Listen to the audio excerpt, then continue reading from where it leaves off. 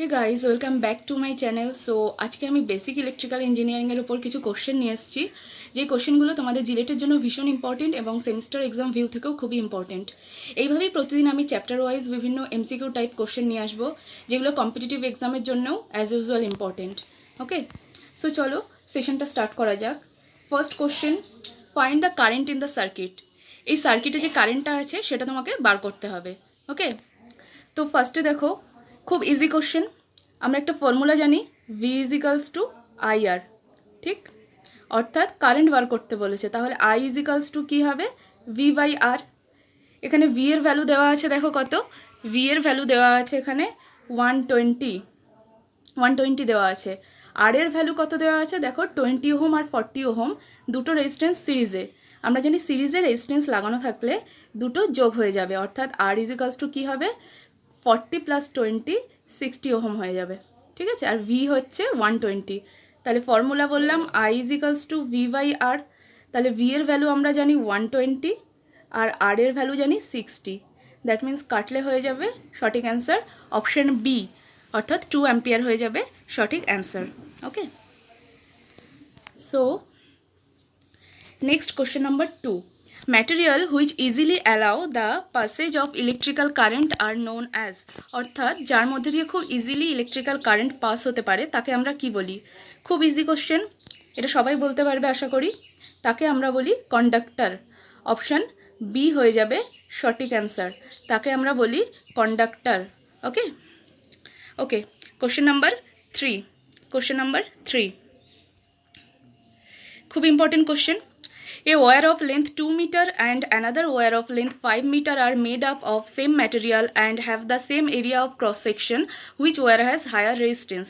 অর্থাৎ দুটো ওয়্যার আছে, একটা হচ্ছে 2 মিটার, একটা হচ্ছে 5 মিটার। ওকে, বলা হয়েছে কার রেজিস্ট্যান্স বেশি হবে। এখানে একটা ফর্মুলা মনে রাখতে হবে, R is equals to rho L by এ।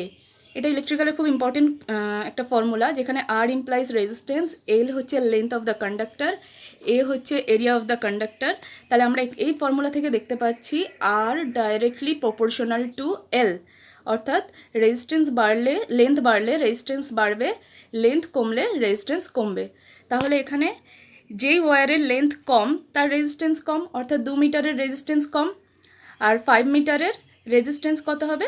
বেশি হবে। অর্থাৎ এক্ষেত্রে সঠিক অ্যান্সার কি হয়ে যাবে? অপশন সি, অর্থাৎ the 5 meter wire has higher resistance. Okay okay, চলো নেক্সট কোশ্চেনে যাওয়া যাক। Question number 4, which of the following statements are true with regards to resistance. অর্থাৎ নিচের কোন তথ্যটি সঠিক? Okay, resistance is directly proportional to a length of the wire. হ্যাঁ, অবভিয়াসলি একটু আগে আমরা ফর্মুলা থেকে দেখলাম যে R directly proportional to L, অর্থাৎ resistance is directly proportional two length of the wire. অবশ্যই অপশান এ হয়ে যাবে সঠিক অ্যান্সার। অপশান বিতে আছে resistance is directly proportional to an area. না, কারণ ফর্মুলা ছিল কি? ফর্মুলা ছিল R is equals to rho L by A. এরিয়ার সাথে রেজিস্ট্যান্স কি? ইনভার্সলি প্রপোর্শনাল, এটা ডাইরেক্টলি প্রপোর্শনাল নয়, অর্থাৎ অপশান বি ভুল। Resistance is inversely proportional to the length of the wire, একদমই নয়। Resistance is inversely proportional to the resistivity of the wire, একদমই নয়। এখানে অপশান এ হয়ে যাবে সঠিক অ্যান্সার। ওকে, চলো নেক্সট কোশ্চেন দেখা যাক। Question number 5, which among the following is a unit of resistivity. হ্যাঁ, এখানে ইউনিট থেকে প্রচুর কোশ্চেন আসে, resistance, inductance, capacitance, impedance, resistivity, reluctance, এই সব কিছুর ইউনিট তোমাদের মনে রাখতে হবে। তো রেজিস্টিভিটির ইউনিট কি হয়ে যায়? অপশান সি, অর্থাৎ ওহম মিটার এখানে হয়ে যাবে সঠিক অ্যান্সার। ওহম মিটার রেজিস্টিভিটির ইউনিট। ওকে, চলো question number 6, the reciprocal of resistivity. অর্থাৎ রেজিস্টিভিটির রেসিপ্রোকালকে কি বলা হয়? রেজিস্টিভিটির রেসিপ্রোকালকে কি বলা হয়? অপশান ডি, অর্থাৎ ইম্পিডেন্স। ইম্পিডেন্সকে আমরা জেড দিয়ে ইমপ্লাইজ করি, সঠিক অ্যান্সার হয়ে যাবে অপশান ডি, অর্থাৎ রেজিস্টিভিটির রেসিপ্রোকালকে ইম্পিডেন্স বলা হয়, অর্থাৎ আর ইজ ইকালস টু 1/z। ওকে, চলো question number 7। Same question number 1 এর মতো একটা question, find the voltage across the 6 ohm resistance. অর্থাৎ 6 ওহম রেজিস্ট্যান্সটার মধ্যে দিয়ে, এখানে 6 ওহম রেজিস্ট্যান্সটার মধ্যে দিয়ে কত ভোল্টেজ পাস হবে সেটা বার করতে বলেছে। তাহলে ফার্স্ট কাজ কি, এখানে দেখতে পাচ্ছি আমাকে ভোল্টেজ দেওয়া আছে সার্কিটে, এখানে আর দেওয়া আছে। দেখো রেজিস্ট্যান্সগুলো সব সিরিজে লাগানো, তাহলে আমি বলতে পারি যে 12 ohm plus 6 ohm 6 plus 15 ohm, কারণ সিরিজে থাকলে আমরা জানি সাম হয়ে যায় সবগুলো রেজিস্ট্যান্স। ঠিক, তাহলে এখানে ফার্স্টে আমাকে কারেন্টটা বার করে নিতে হবে। আমরা জানি I is equals two V/R, V মানে 150, আর এখানে 12 6 15 সাম করলে হয়ে যাবে 33। এটা I এর ভ্যালু বেরিয়ে গেল। কত ওহম, আমাকে বলেছে 6 ওহমের মধ্যে দিয়ে কত ভোল্টেজ পাস হবে, তাহলে কি 6 ওহমের মধ্যে দিয়ে কত হবে 150 33 ইন্টু 6, এটাকে তোমরা ক্যালকুলেট করলে দেখবে 27.27 ভোল্ট এরকম দাঁড়াবে। ঠিক আছে, অর্থাৎ V ইজ ইকালস টু, এটা I এর ভ্যালু বার করেছি, ইন্টু 6 হচ্ছে R। ওকে ওকে, চলো, যদি কোনো কনফিউশন হয় নিচে কমেন্ট করবে, ডেফিনেটলি আমি তোমাদের কনফিউশন ক্লিয়ার করার চেষ্টা করব, কিন্তু এই টাইপের নিউমেরিক্যালগুলো ভীষণ ইম্পর্টেন্ট এক্সামের দিক থেকে। Question number 8, if there are two bulbs connected in series and one blows out, what happens to the other bulb? অর্থাৎ দুটো বাল্ব সিরিজে লাগানো আছে, যদি একটা বাল্ব কেটে যায় তো নেক্সট বাল্বটা জ্বলবে কি জ্বলবে না, কোশ্চেনটা এরকম জিজ্ঞাসা করা হয়েছে। তো এক্ষেত্রে একটা জিনিস মনে রাখবে, যেহেতু সিরিজে লাগানো আছে অর্থাৎ দুটো বাল্ব এরকম সিরিজে লাগানো আছে, অর্থাৎ তাহলে কি একটা বাল্ব যদি কেটে যায় ডেফিনেটলি অ্যানাদার বাল্বটাও কেটে যাবে, কারণ এখানে সার্কিট ব্রেক হয়ে যাবে। ঠিক, এটা যদি প্যারালালে হতো, প্যারালালে হলে একটা বাল্ব কেটে গেলেও নেক্সট বাল্বটা গ্লো করতো, কিন্তু যেহেতু সিরিজে লাগানো আছে একটা বাল্ব কেটে যাওয়া মানে আদার বাল্বটাও কেটে যাবে, অর্থাৎ কোন অপশানটা এখানে হয়ে যাবে, এখানে হয়ে যাবে অপশান বি, অর্থাৎ the other bulb stops glowing. Option B হয়ে যাবে এখানে সঠিক অ্যান্সার, অপশান বি হয়ে যাবে এখানে সঠিক অ্যান্সার। ওকে, চলো question number 9, what happens to the current in the series circuit if resistance is doubled? খুব ইম্পর্টেন্ট কোশ্চেন আর খুব ভালো কোশ্চেন একটা। যদি কোনো সিরিজ সার্কিটের রেজিস্ট্যান্স ডাবল করা হয় তাহলে তার কারেন্ট কি হবে? সেম ফর্মুলা, একটু আগে যেই ফর্মুলা দিয়ে আমরা অনেকগুলো অঙ্ক করলাম, আমরা জানি V is equals two IR, I is equals two কি V/R। এখানে বলেছে আমাকে রেজিস্ট্যান্স ডবল করেছে, অর্থাৎ এই আরটা কি হয়ে যাবে তাহলে V/2R, রেজিস্ট্যান্স আমি ডবল করে দিলাম। যদি রেজিস্ট্যান্স ডবল করি কারেন্টের ভ্যালু কত হবে, 2টা এই পাশে মাল্টিপ্লাই হলে কি হবে 2I হয়ে যাবে, অর্থাৎ কারেন্টের ভ্যালু ডাবল হয়ে যাবে। তাহলে কোন অ্যান্সারটা, it becomes double it's original value, অর্থাৎ অপশন বি হয়ে যাবে এখানে সঠিক অ্যান্সার। ওকে, চলো question number 10, KVL deals with the conservation of. বলে রাখি KVL KCL ইলেকট্রিক্যালের খুব বেসিক কনসেপ্ট, তোমরা KVL KCL এর কনসেপ্ট কিন্তু ভীষণভাবে ক্লিয়ার রাখবে, কারণ এখান থেকে এক্সামে প্রচুর কোশ্চেন আসে KVL KCL দিয়ে। ওকে, KVL deals with the conservation of. Okay, KVL কিসের সাথে ডিল করে? সঠিক অ্যান্সার হয়ে যাবে এখানে অপশন ডি, অর্থাৎ এনার্জির সাথে KVL ডিল করে। ওকে, কারণ কি KVL আমরা কি জানি, কোনো একটা ক্লোজড সার্কিটে যে ভোল্টেজ ড্রপ হয় রেজিস্ট্যান্সের plus EMF is equals two 0, অর্থাৎ পুরো এনার্জিটাই সার্কিটের ভেতর স্টোর থাকছে। ওকে, তাই এখানে এনার্জি হয়ে যাবে সঠিক অ্যান্সার। চলো question number 11, KCL deals with the conservation of. KCLটা বলতে পারবে আশা করি, নামের মধ্যেই আছে কিরচফস কারেন্ট ল। আর কারেন্ট মানে আমরা কি জানি, কারেন্ট মানেই ফ্লো অফ চার্জ, তাহলে একদম বেসিক কনসেপ্ট থেকেই বোঝা যাচ্ছে অপশন ডি, অর্থাৎ চার্জ হয়ে যাবে এখানে সঠিক answer. KCL deals with conservation of charge.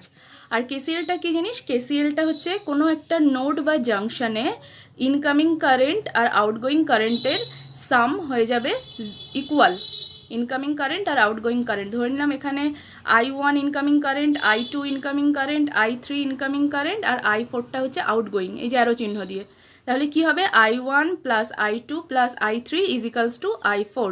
সবসময় KCLটা মনে রাখবে যে কোনো একটা নোড বা জাংশনে ইনকামিং কারেন্টের sum is equals to outgoing কারেন্টের sum. Okay, next question number 12, KCL is applied to. এটা আশা করি তোমরা বলতে পারবে যারা KCL KVL পড়েছো, একদম basic concept.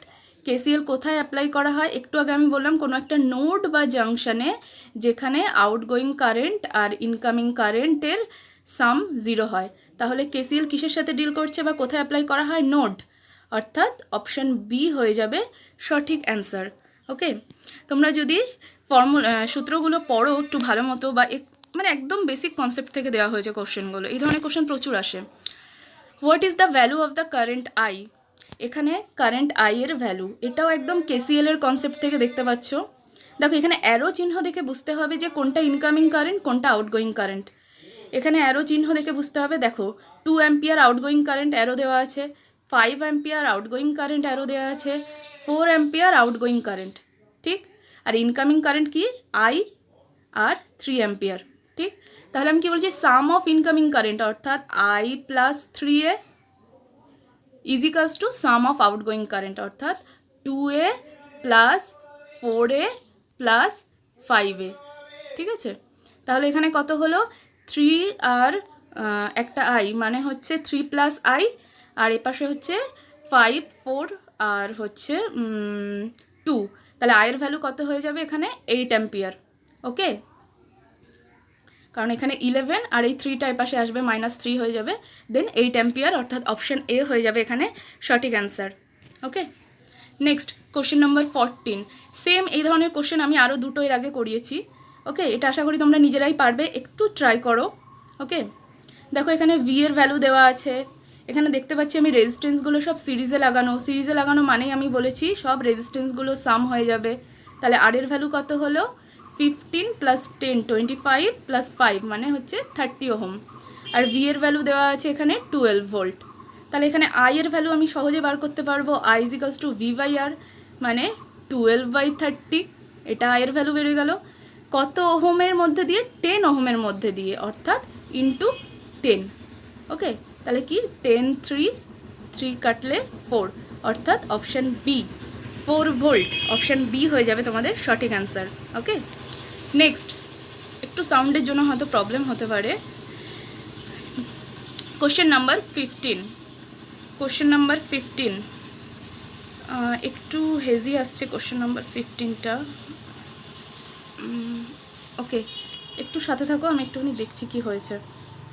Question number 15 fill in the blanks আছে, is a dash but every, আবার একটা fill in the blanks, is not a, আবার একটা ফিল ইন দ্য ব্ল্যাঙ্কস। এখানে কি হবে? দেখো এখানে লুপ আর মেশ এই দুটোর কনসেপ্ট একটু ক্লিয়ার রাখতে হবে। লুপ কি? লুপ হচ্ছে নোডে এসে সাম হয়, সেটা হচ্ছে লুপ। আর মেশ কি? যে কোনো ক্লোজড পাথ, সেটাকে বলা হয় মেশ, ঠিক আছে। এটাও খুব একটা ইম্পর্টেন্ট কোশ্চেন, ঠিক। এখানে অপশান নাম্বার এ হয়ে যাবে সঠিক অ্যান্সার।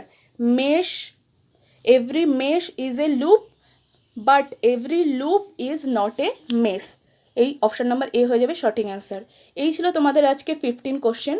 এই কোশ্চেনগুলো জিলেটের জন্য আর চ্যাপ্টার ওয়াইজ সেমিস্টারের জন্য খুব ইম্পর্টেন্ট। আমার এই সেশনটা তোমাদের কেমন লাগলো প্লিজ প্লিজ প্লিজ জানিও, আর ভালো লাগলে চ্যানেলটাকে সাবস্ক্রাইব করো, ভিডিওটা একটা লাইক করে দিও। এরকম আরও সুন্দর সুন্দর আরও ভিডিও, আরও এমসিকিউ নিয়ে নেক্সট ভিডিওতে তোমাদের সাথে দেখা হবে। ওকে, থ্যাংক ইউ।